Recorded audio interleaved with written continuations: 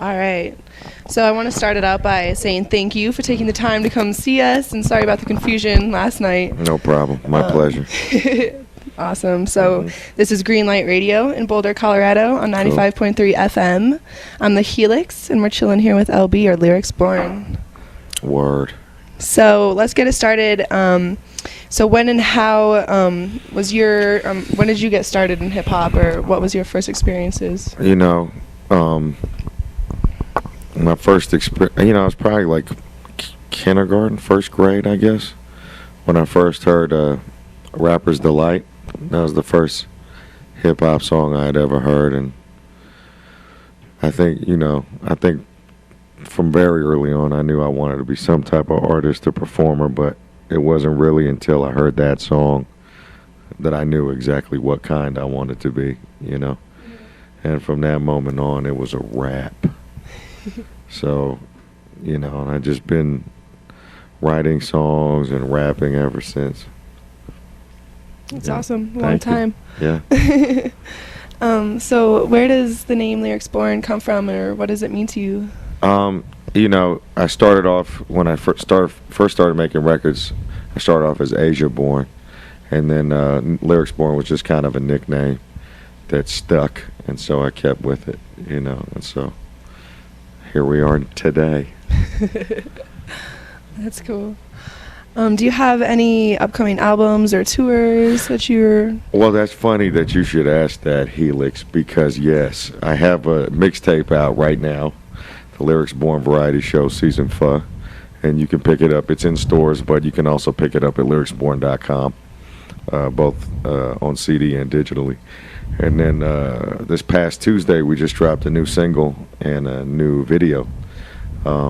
So really fresh. Yeah, Pushed Aside, Pulled Apart with Latif, and that just came out this past Tuesday. The album, As You Were, is coming out March 2010. And then I also wrote and produced a lot of Joyo Velarde's album, which is coming out in November. Oh, that was one of my other questions. Yeah. Was if you're going to do anything with her anymore. Yeah, oh yeah, yeah. Love that. Yeah, she's a little pregnant right now, so she's at the house. But we plan to keep it going, Great. It's going to be like Johnny and June Cash, Oh. Yeah. Captain and Tennille. Totally. Kind of thing, Fantasy. Peaches and Herb, Peaches and cream. Yeah. That's awesome. That's good to hear. That's funny that you answered one of my questions already. Yeah. You were reading my mind or something. Ashford and Simpson. Ashford and Simpson. Bonnie and Clyde. Yeah. Heart to Heart. Go ahead. How do you feel about music piracy? It's a heavy one, I know. It is. Yeah. I guess I feel two ways about it. Okay. On the one hand, I think that a certain amount of music should be free. I really think it should be. And I think that it's good promotion, especially for bands that are new, but also for established groups that,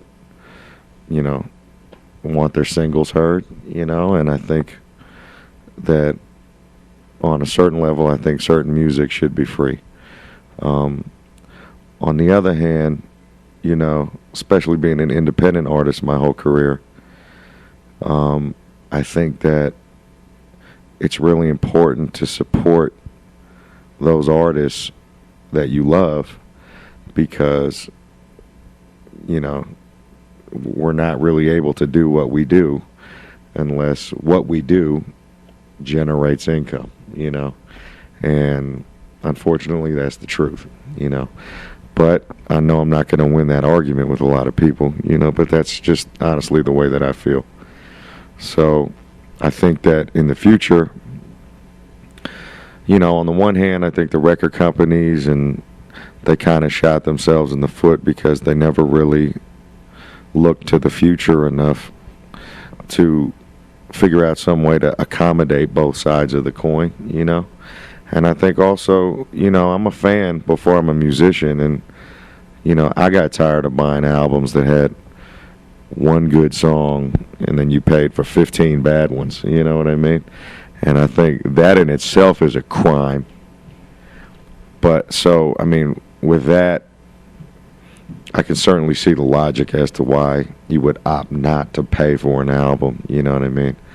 But, you know, at the same time, I think that, you know, what we're seeing is like an industry that's on its last leg, you know? So, you know, I mean, my vote is, what I really think should happen is the internet service providers, you know, there's no question that a good amount of that bandwidth is being used to download and file share and exchange music. And so I think that, you know, I think that they should partially be responsible as well for helping to, you know, get this industry back on its feet, you know what I mean? Because they certainly have profited as well from, you know, all the file sharing and so forth and so on. Mm-hmm. So, you know, it's a big, complicated issue, and at the end of the day, though, all I can do is just make the best records I can and hit the road and speak out where I think it's necessary, you know. Yeah, that's a good stance. I like it. Thank you. Thank you. Yeah, especially because, I mean, nowadays, you don't make too much money on album sales because of the internet, and so touring has become the major source for artists. Right. And I think that's where entertaining and a lot of music, you know, that's where it lies. That's where it can provoke so much and just, I don't know. I think that's where it is. I agree. I mean, you know, I think that, you know, but as an independent artist, like I said, I mean, my livelihood was never really totally dependent on record sales. You know what I mean? Like, it really, for us, it's like perform or die.